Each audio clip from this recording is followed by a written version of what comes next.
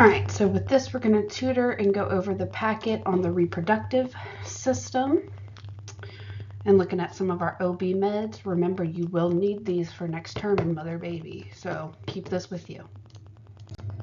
So to start, we want to talk about contraception and hormone replacement. So of course, this is hormonal contraception, so like oral birth control, oral contraceptives. This is going to be some form of estradiol and drospirenone. It can be mixed, it could be one or the other. Of course, our goal with this is typically to prevent a pregnancy, but can also be used in uterine and ovarian cancers. Complications. These are the big ones that I know ATI tests on and that you will probably need in mother baby is that it does increase the risk of breast cancer and increase the growth of breast cancer. So if you're at high risk for breast cancer, you should not take it. And if you are, or if you have breast cancer. The other big thing is thromboembolism, and hypertension. So this means that a thromboembolism means you're at high risk for throwing a clot. So that means a DVT, deep vein thrombosis, that could lead also a heart attack, a stroke, MI, PE, things like that. So you are worried about aches, chest pain, shortness of breath, abdominal pain, headaches, eye problems, and severe leg pain. The big thing that you need to know that ATI usually tests on is women over 35 and smoke should not take these because they're at high risk for a thromboembolism. Same thing with the hypertension. If they have hypertension, that puts them at an even higher risk.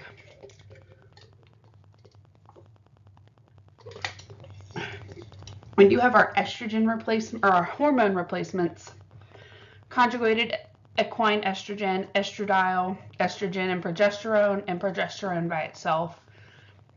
Very similar complications as oral birth control. So same deal. Besides the prevention of pregnancy, it can increase the risk of breast cancer. You can throw a clot. Issues with hypertension.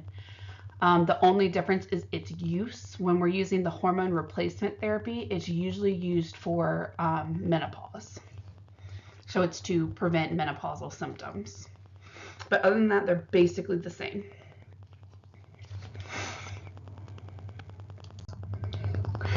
All right, so let's look at our labor meds. So I worked with the OB instructor to make sure I'm giving you everything that you need for these. Oxytocin is used for uterine stimulation and the induction or enhancement of labor. And it also, that should say labor right there. Oops.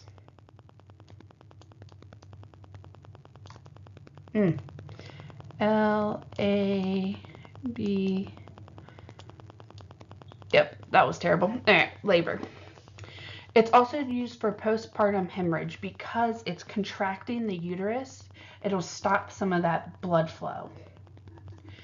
Because of the nature of the medication, it can cause a hypertensive crisis or water intoxication. So we need to be monitoring mom and baby, blood pressure and pulse rate. And of course, stop the infusion if there's a issue with the fetal heart rate.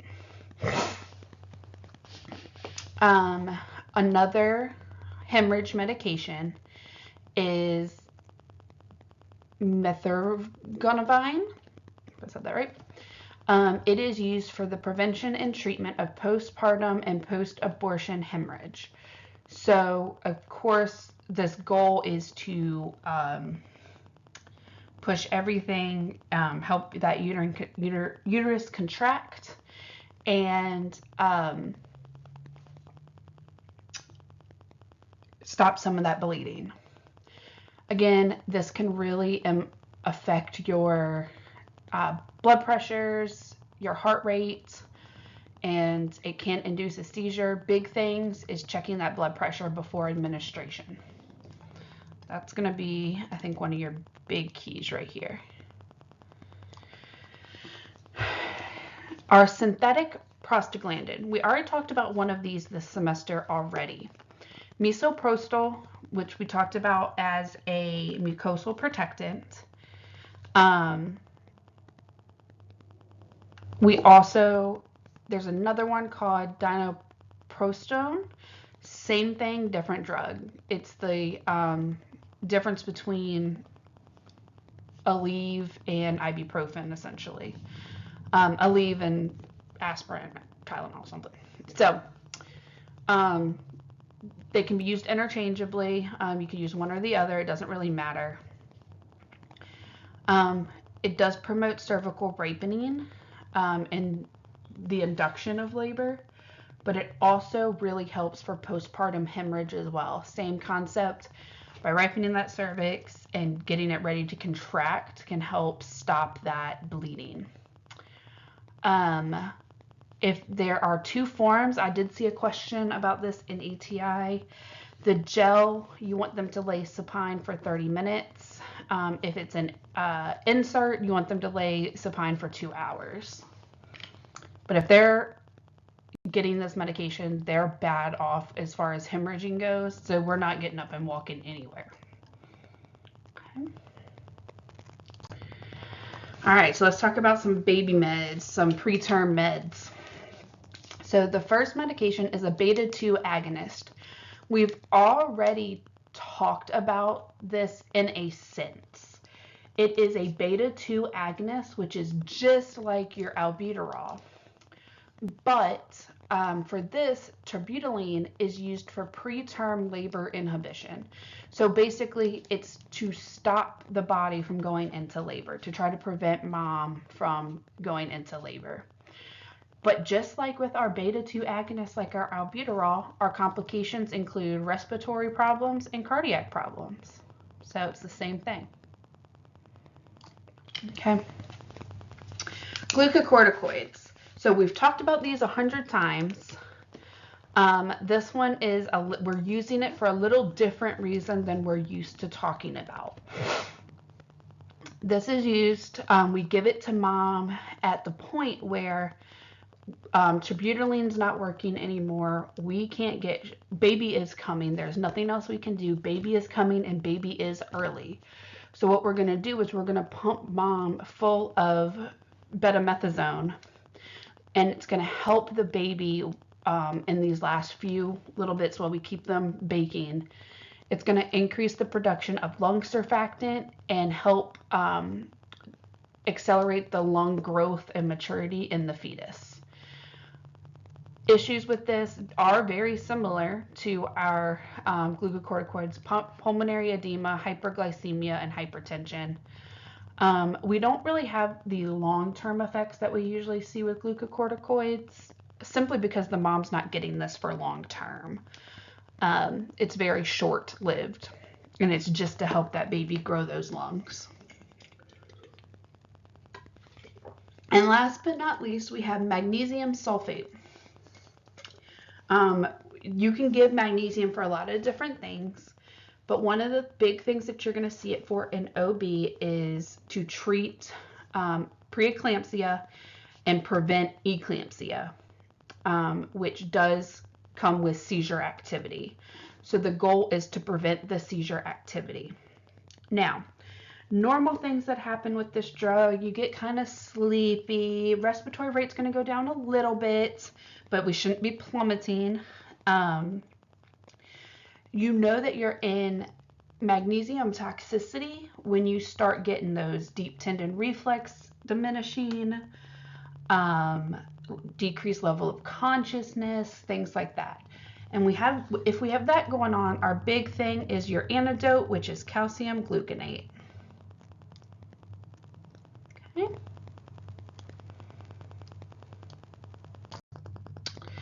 So moving on to our male reproductive meds, we have testosterone.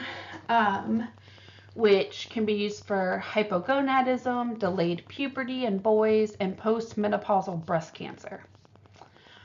Side effects, you can get acne, increased growth of prostate cancer. So this should not be taken in any man with a high risk or with prostate cancer.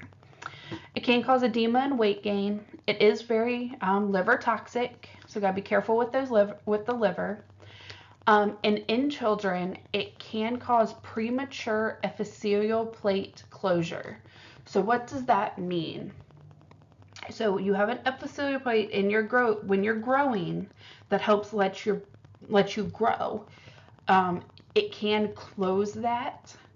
So you would need frequent x-rays to make sure that's not closing as a child, or it will completely stunt your growth. Okay. These next two drugs are very similar. We have finasteride and tamsulosin. Both of them are for BPH. Finasteride can also be used for male pattern baldness, like hair loss. The complications of them are sexual dysfunction, because it's almost like an anti-testosterone drug. And it does decrease the production of prostate-specific antigens, PSA. With that, so you would monitor those levels, things of that nature.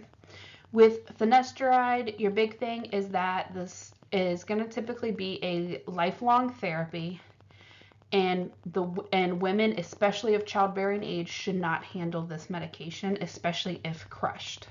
So this medication can be crushed, just not by a female. Alpha androgen receptor antagonists, tamsulosin, same deal, BPH, sexual dysfunction, headache, dizziness. This medication cannot be crushed. Period. We have our sildenafil, which is the brand name is Viagra. Y'all all heard it. It's used for erectile dysfunction, and it can cause complications. The first one is priapism. Priapism, as you can see over here, is a prolonged erection that lasts longer than 4 hours. So then remember the commercial when we used to hear them all the time. Contact healthcare emergency if you have an erection lasting longer than 4 hours. That is priapism. That's just a fancy name for it. It does cause hypotension and can cause a sudden loss of hearing and vision. The sudden loss of hearing can be permanent. And we do not want to mix it with nitroglycerin. We talked about that because it really tanks your blood pressure.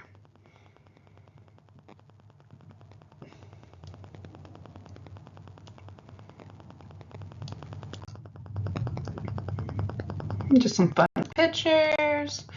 All right, urinary medications. So the biggest thing I tell y'all to do is memorize one of these boxes, and then the other side is the opposite. So bethanyl is a cholinergic. So remember, a cholinergic crisis is everything's going to be wet.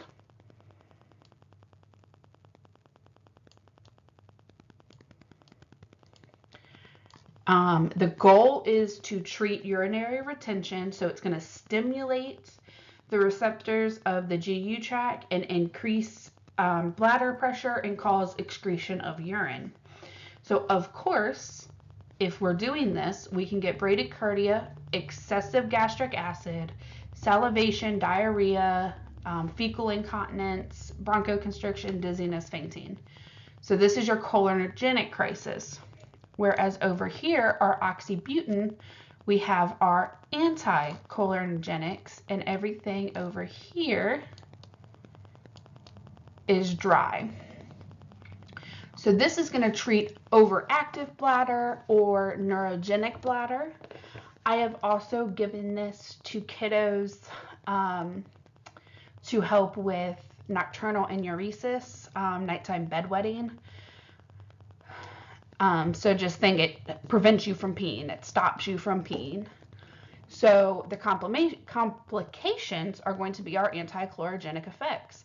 Dry mouth, constipation, urinary retention, pupil dilation, dry eyes, fever, heat exhaustion because you're not able to sweat everything you need out.